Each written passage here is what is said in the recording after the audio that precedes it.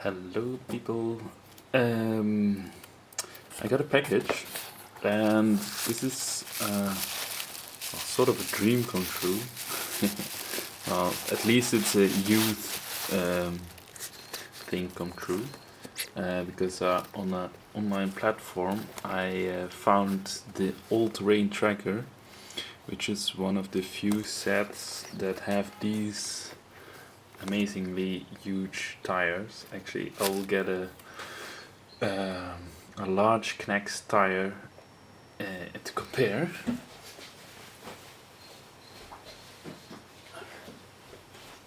So this is a regular large tire, and this is the all-terrain trackers tire. You can see the the radius or the diameter is about the same, but the knobs add even more, and just the width of them is incredible. I think it's like 4 times this tire. So these are quite huge, and very soft and very knobbly and stuff. And I love them ever since I've seen them in the book. And actually, as this point lies a bit under, it can make for some better, not amazing, but better steering geometry than the regular wheels that will always pivot around this, unless you have a virtual pivot point. But yeah, anyway, I'm super happy about these wheels. So the rest of the pieces is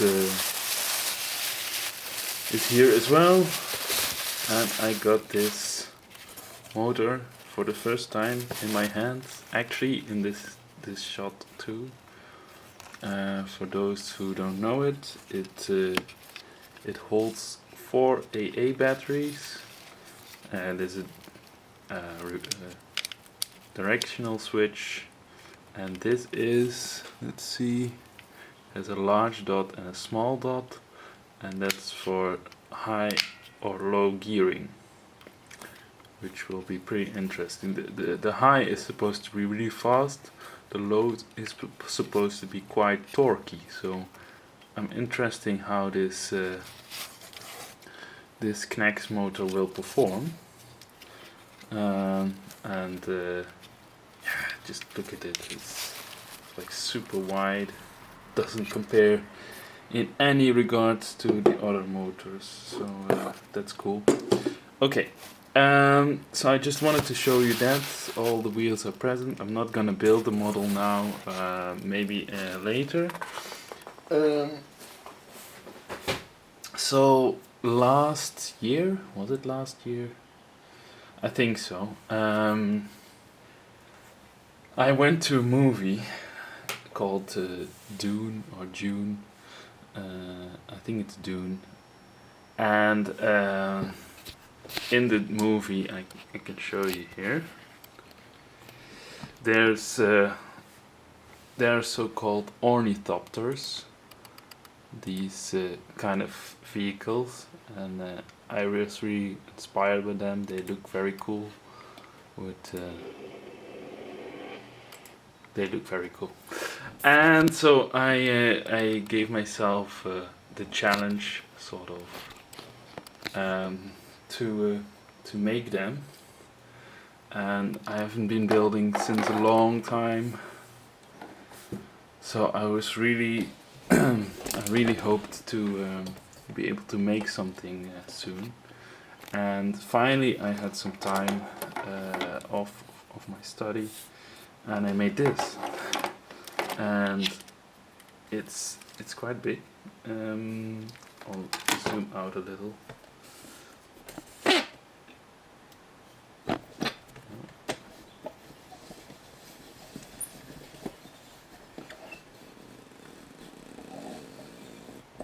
So I think I'll stand for this. So this is it. I have to see how I can hold this in the best way possible. So as you can see, it has foldable wings, just like in the movie is shown. And of course this mechanism is the most complicated to make, and I will start with that. So if I can't realize the most complicated thing, then I won't do the rest of the model. So here you can see maybe on the top. So if I turn this knob, the wings oscillate up and down. I think the movement is even bigger than in the movie. And how it's done, I'm using crankshafts. This is the crankshaft here, and it kind of works as a piston from a car engine, but then this car engine would have 1, 2, 3, 4, 5, 6, 7, 8 pistons, sort of, and so it's a rather odd engine. And I tried to put on actually this. I just wanted to try this because it was weird, and no one has done it before, I think. So I was thinking, oh, how can I line this, and this shaft up so the movement, the rotation is the same. As you can see, they're all going either anti-clockwise or clockwise, the blue gears, and the gray ones are going the opposite direction to that.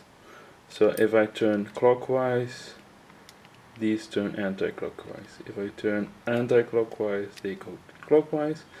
But the important thing is that they and the blue gears are all synced up. They're all turning the same motion. If I wanted to go the easy path, which is an option but not so fun, I could have taken 2 gray gears or red gears and had the shafts turn counterclockwise or opposite to each other. So one would go counterclockwise and the bottom one would go clockwise. But I tried it actually because I wasn't so happy with the the flapping motion. Now it works well because the shafts are completely in sync, so they are they're exactly in the same position on the top and bottom. Oh, that was my knob. But if you have them going in the opposite direction of each other, then you get very strange motions, and especially the wings start hitting each other, like on every cycle 4 times. So they hit here, and I tried I tried everything, but they keep hitting each other. The motion is just too big, and you see there's still some slipping. I can make them, yeah, here you can see it, they also slap each other now, so you kind of have to, yeah, sync them up, and this happens. So actually the motor can only run counterclockwise, that's why I was turning it that way. So normally in an engine you would have this shaft. As you can focus, if you look closely to it, it goes in and out, and that makes the up and down motion. So the easiest thing would be to run this rod, the blue rod, through a connector hole. But since the connection to the wings was going to be in this direction, that was very difficult to realize. So I had to come up with several ideas. Even one of the earliest